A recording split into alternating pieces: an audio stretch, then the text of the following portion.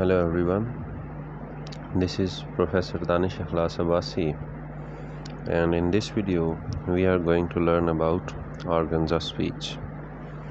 Now, organs of speech are the organs in human body which are involved in the production of speech sounds.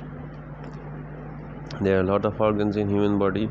Some of them are used by humans for walking, others are used for blood circulation, and yet others are used for digestion and respiration.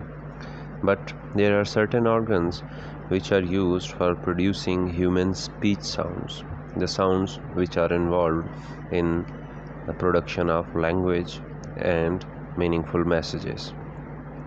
These organs work together to produce different sounds.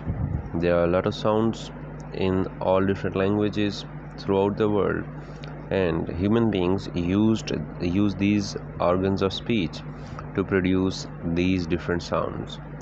Every language has some sounds chosen from all of these hundreds of sounds.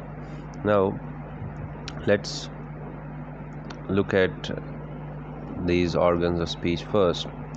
The first one is lips, and then teeth and tongue, alveolar ridge, hard palate, soft palate, pharynx, larynx, glottis, vocal cords, and windpipe and lungs.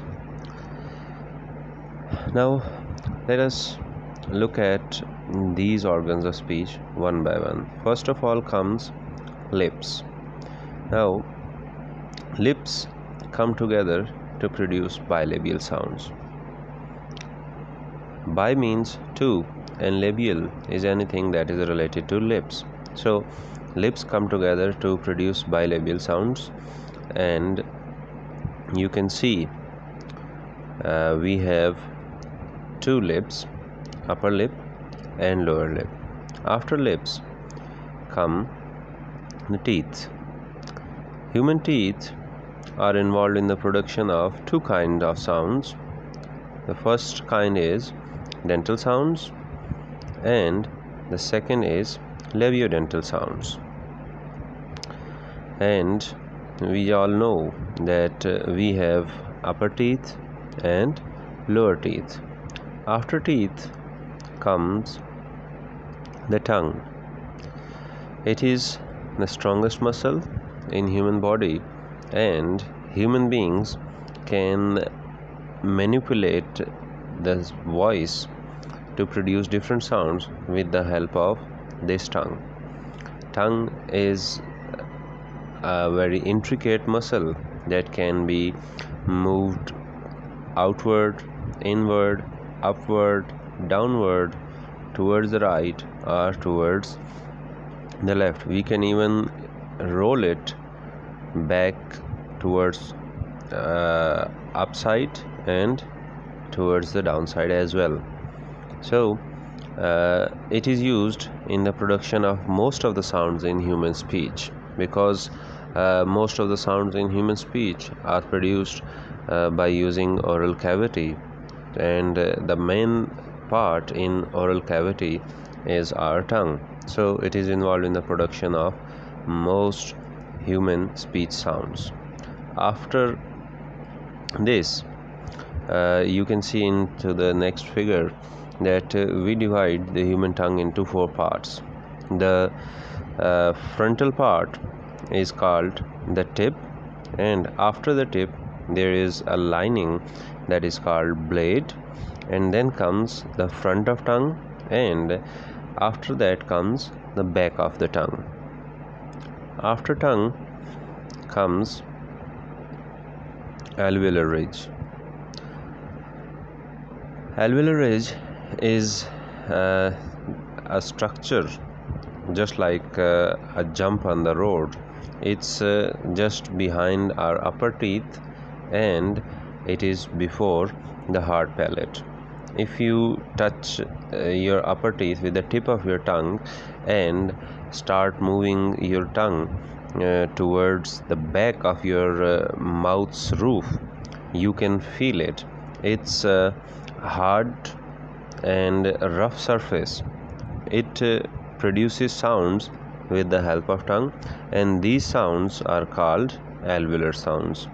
And now if you look at the figure here, you can clearly see that the alveolar ridge is just behind our upper teeth. After alveolar ridge comes the hard palate.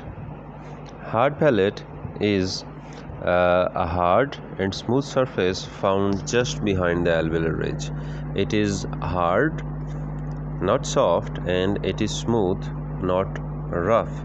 And hard palate is involved in the production of palatal sounds, and as you can see in the figure, hard palate is labeled. Now in the upper figure, it is the side view of human mouth, and the lower figure is the original picture of the roof of human mouth, and you can clearly see that hard palate is just behind the alveolar ridge.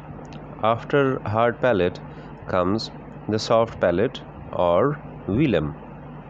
Soft palate is a soft and smooth surface, and it is found just behind the hard palate, and it is involved in the production of velar sounds.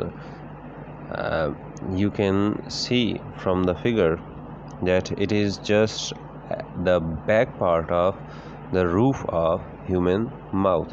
It is soft and smooth surface.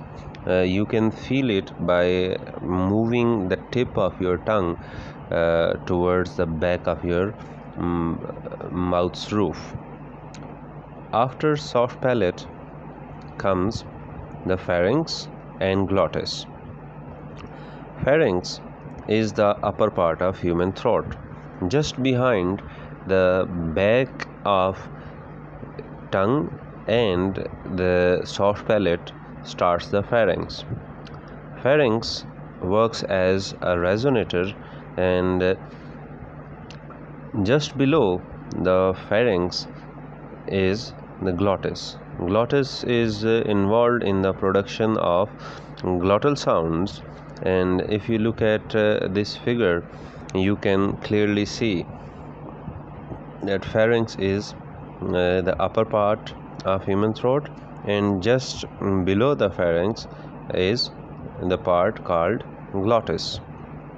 After glottis comes the larynx or voice box. It is present just below the pharynx, and it is also known as Adam's apple.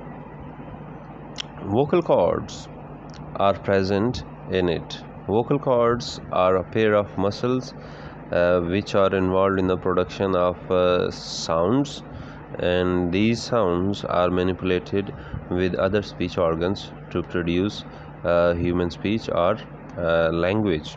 So larynx has these vocal cords. That is why it is also called the voice box. Now if you look at the figure, you can clearly see that larynx is just below the glottis or the pharynx. After larynx come the vocal cords. Vocal cords is a pair of muscles which is found in larynx, and it is involved in the production of sound. When the air is pushed out from the lungs through windpipe, it vibrates the vocal cords and a sound is produced. This sound is manipulated by other articulatory organs, and we produce speech or meaningful words.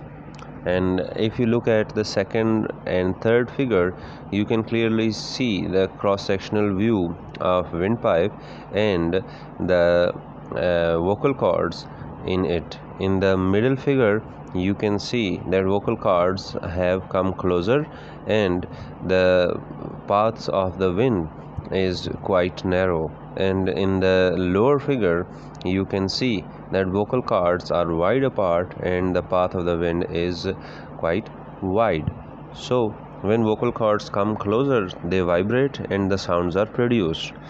After vocal cords comes the windpipe and lungs. Now air is pushed from lungs through windpipe and it comes out from oral or nasal cavity.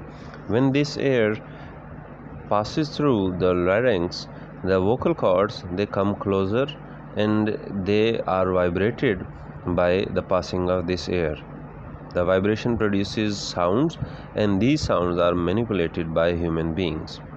Now you can see in the figure that lungs push the air through windpipe and we can throw the air out from our mouth or through our nasal cavity.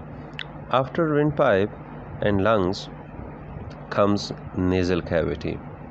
Nasal cavity is the cavity that starts from our nostrils and it ends in pharynx. Nasal cavity is involved in the production of nasal sounds. Now let's look at the organs of speech once again.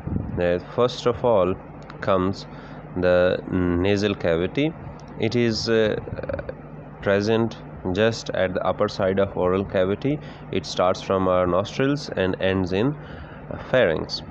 After nasal cavity come our lips. We have two lips, upper lip and lower lip. After lips come our teeth, and just like lips we have two kind of teeth, upper teeth and lower teeth. After teeth comes our tongue, and we divide our tongue into four parts.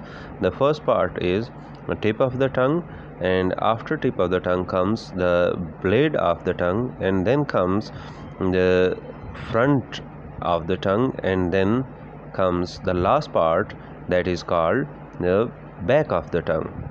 And just at the upper side of this tongue starts the roof of the mouth, and the first part that is just behind the upper teeth is called alveolar ridge, and after alveolar ridge comes a hard smooth surface that is known as hard palate, and after hard palate comes a soft smooth surface and that is called the soft palate.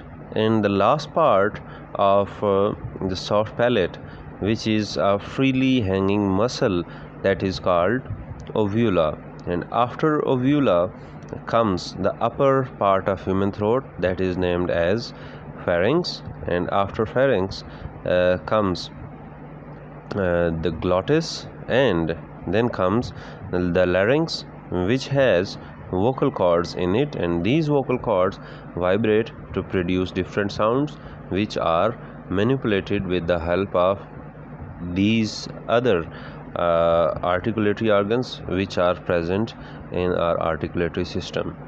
This is all about organs of speech.